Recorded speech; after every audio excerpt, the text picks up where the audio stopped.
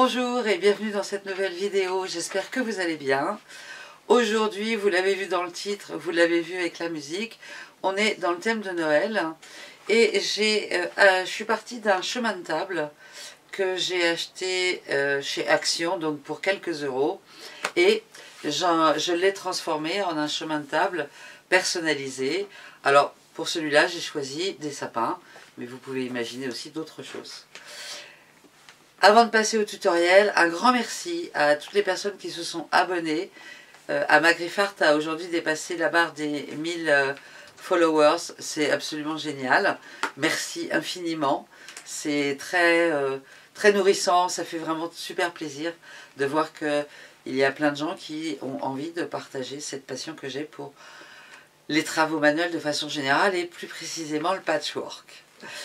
Pensez, si ce n'est pas encore fait, à vous abonner, à mettre un petit pouce j'aime pour aider Amagriffart à poursuivre son chemin et à partager peut-être et à poster un commentaire si vous voulez.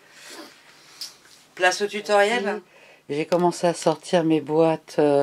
Là, c'est des tissus dans les rouges. Là, c'est toutes mes chutes de tissus.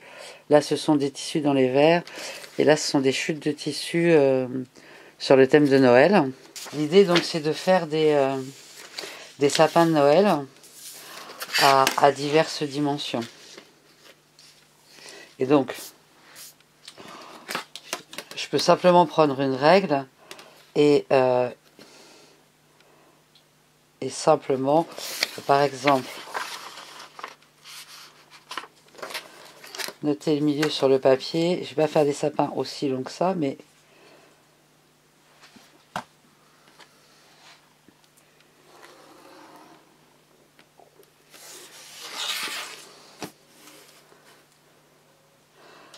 et en fait tracer un peu comme ça vient, pour être honnête.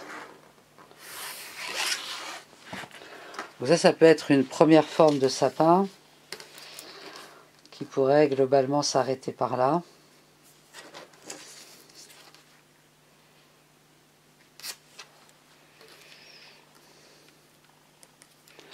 Je marque juste pour tirer droit.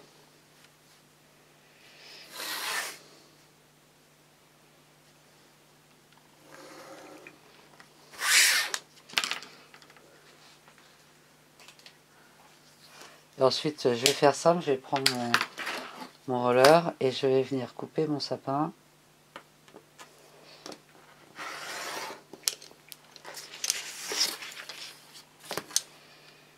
Sur mes lignes. Oups.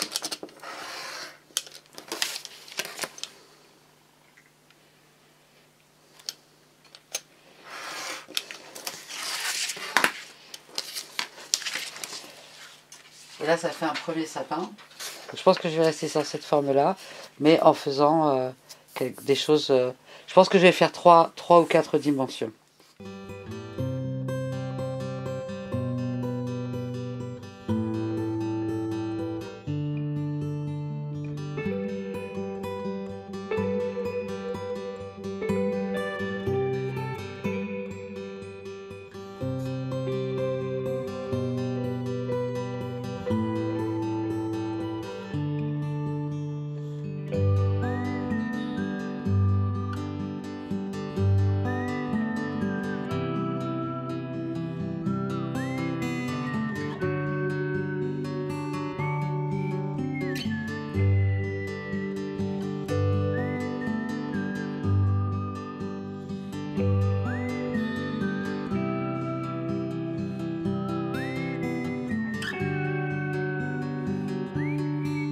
J'ai pris un tissu de base tout simple pour découper les formes de sapin. Je pensais les utiliser comme fondation aux pièces que j'allais coudre. Finalement, je l'ai fait une fois, pas plus. Donc c'est une étape, je vous la montre parce que ça n'aurait pas de sens avec le reste du tutoriel, puisque je l'ai utilisé quand même. Mais au final, ça n'avait pas grand intérêt, à part peut-être être sûr que j'abîme pas mes formes en papier, mais c'est tout. Donc en fait, j'ai découpé toutes les formes des sapins dans ce tissu-là. Donc une fois que je suis là, je vais prendre ce que j'ai pour l'instant de chute de tissu de Noël.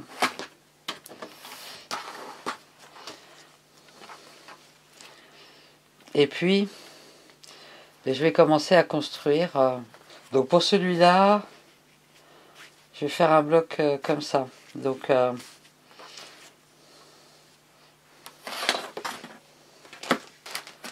vais bien découper un peu comme ça. Donc, je vais juste construire comme ça pour voir un petit peu. Donc je ne cherche pas à avoir des choses de la même dimension, de la même largeur, ni quoi que ce soit.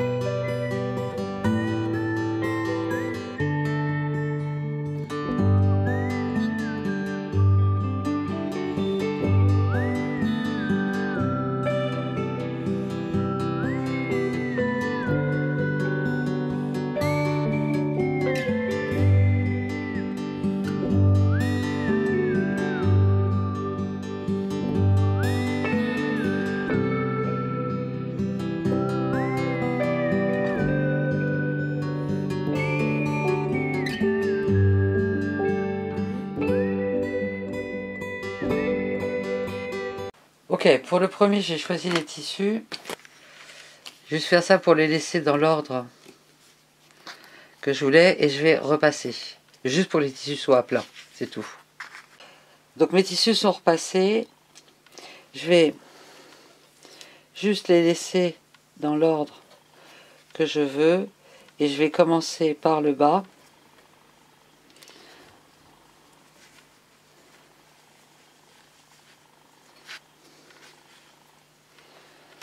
Donc je vais reprendre ma forme de base.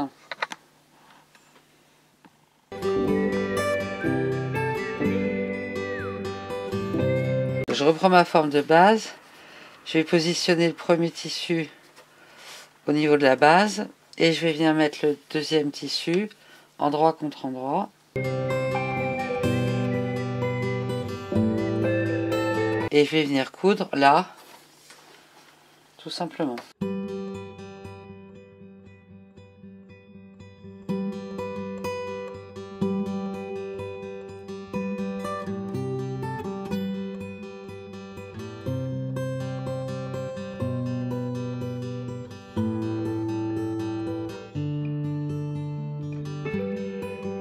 Et on va venir retourner le tissu. Vous n'êtes pas obligé de repasser. Personnellement, je préfère repasser entre les deux.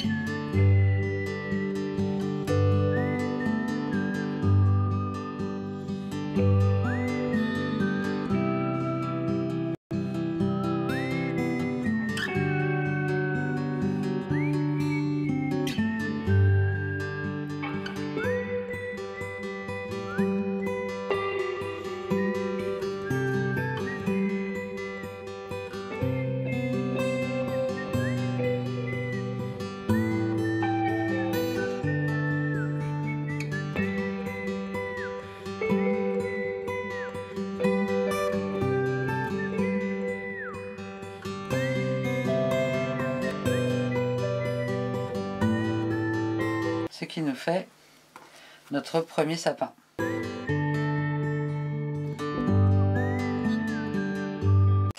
Alors une autre possibilité, peu importe la dimension, c'est de récupérer des chutes de tissu et de construire un peu dans le désordre. Donc de prendre des chutes qui soient, par exemple, ces deux-là qui sont de dimensions équivalentes. Donc je vais prendre ces deux-là. Je vais venir faire une couture là. Donc là, je l'ai cousu, je l'ai repassé. Et au fur et à mesure, on va les découper de façon droite. Donc je me suis basée sur ma ligne là pour faire une coupe droite. Et puis par exemple,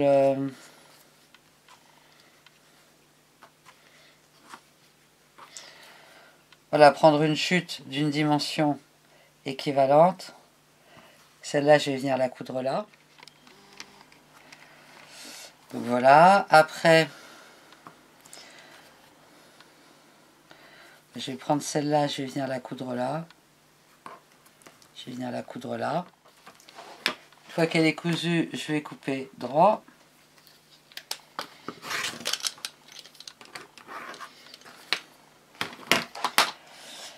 Jusqu'à ce que... et après, on va construire comme ça tout autour.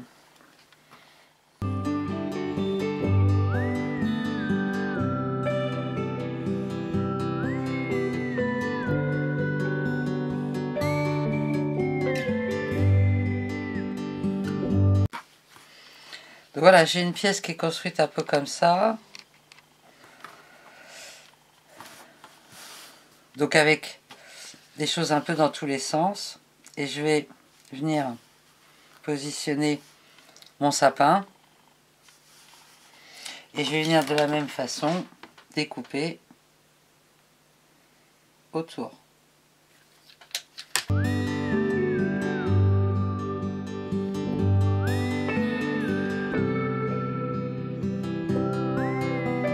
Et ça fait donc ça, un deuxième sapin.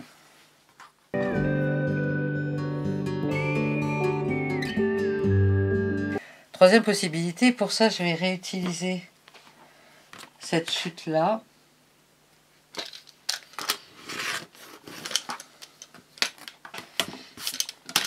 Ça va être de venir construire le sapin avec des bandes en diagonale.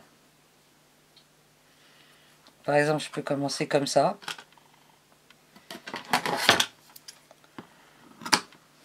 Parce que là j'ai celle-là.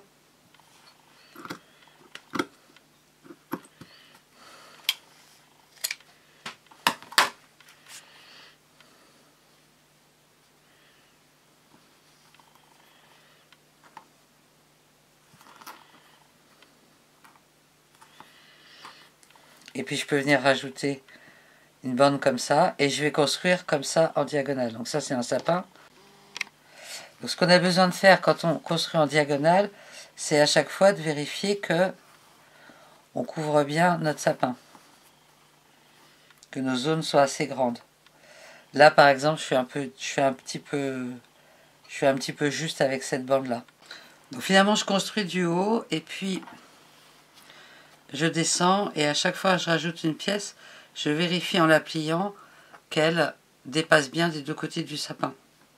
Et donc je la positionne dans ce sens-là. Alors on peut coudre avec le tissu ou sans le tissu. Pour ce modèle-là, j'ai cousu avec le tissu en dessous. Pour celui-là, on n'a pas besoin d'avoir le tissu en dessous, même si on ne peut pas avoir le tissu en dessous. Pour celui-là, on a les deux options. Ce que j'ai fait, c'est que j'ai cousu sans le tissu en dessous. Comme ça, je le garde si je veux refaire un modèle comme ça. Mais j'ai juste épinglé mon patron pour être sûr que je suis bien dans les clous.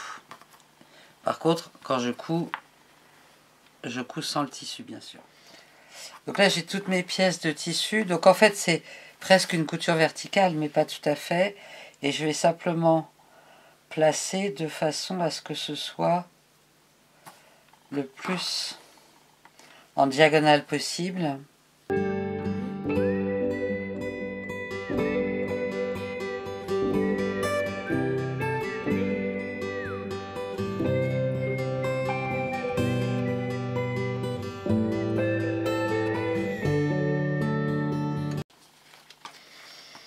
Et voilà un autre sapin. Donc pour l'instant, j'ai retrouvé un... Hop. Pour l'instant, j'ai retrouvé un bout de tissu qui était déjà... J'avais déjà découpé comme ça. Ça peut faire un sapin. On a celui-là qui est donc comme ça.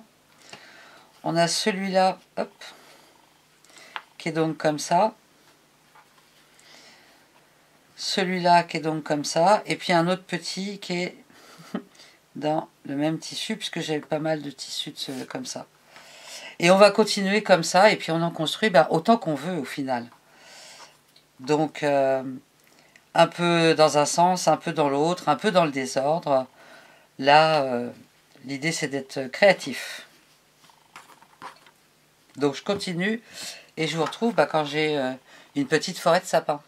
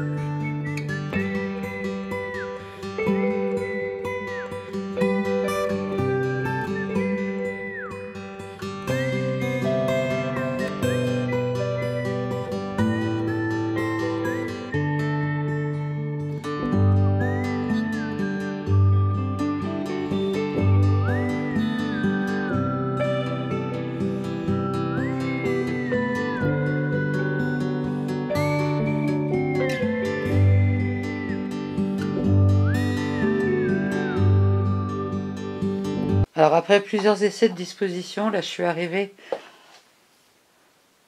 à un schéma qui me va bien.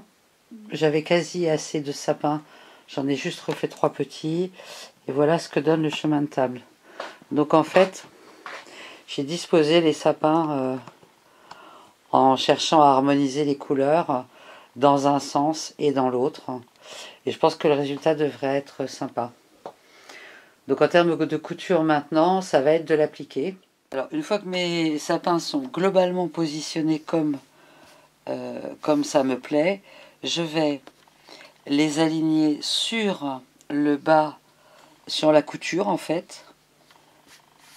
Et je vais positionner une épingle en bas pour qu'il reste bien placé et une épingle en haut sur chaque sapin, et si besoin passer un petit coup de fer pour qu'ils se tiennent correctement, parce que là, chaque sapin, une épingle vers le bas et une épingle vers le haut.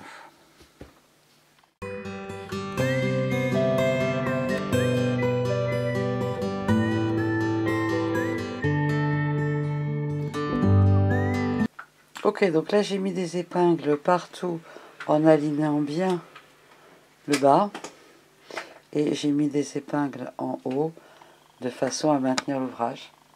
Et maintenant ce qu'on va faire, c'est qu'on va faire un point de zigzag autour de chaque sapin pour le fixer. Donc je vais commencer par coudre tout le bas, et ensuite je viendrai coudre les sapins. Donc un zigzag pour que ça ne s'effiloche pas.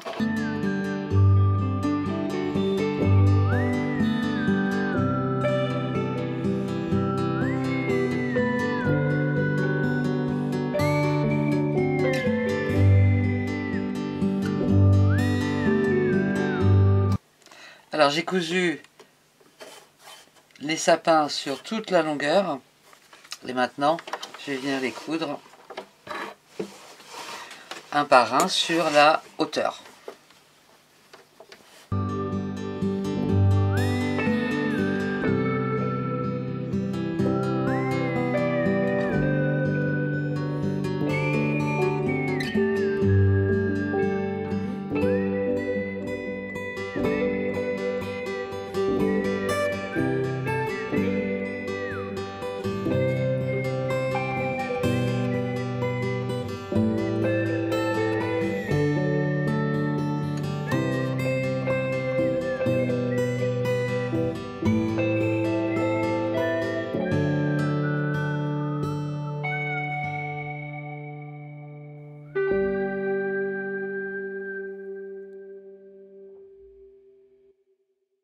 Eh bien, merci infiniment d'avoir suivi ce tutoriel. J'espère que ça vous aura donné plein d'idées. En tout cas, voici le résultat tel que je l'ai construit avec cette forêt de sapins. Je voudrais aussi vous partager un ouvrage qui a été créé par ma petite fille qui va bientôt avoir 9 ans et qui, elle aussi, a utilisé des chutes de tissu pour créer sa propre forêt de sapins. Elle a utilisé des chutes de tissu, des petites chutes de ruban et elle a fait un petit tableau. On a fait une petite toile comme ça pour représenter sa version de la forêt de sapins. Eh bien, si cette vidéo vous a plu, pensez à mettre un petit pouce j'aime, à vous abonner si ce n'est pas encore fait, postez un commentaire, posez-moi vos questions par commentaire, j'y répondrai avec plaisir. Et je vous retrouve bientôt pour un autre tutoriel. Prenez soin de vous, bye bye.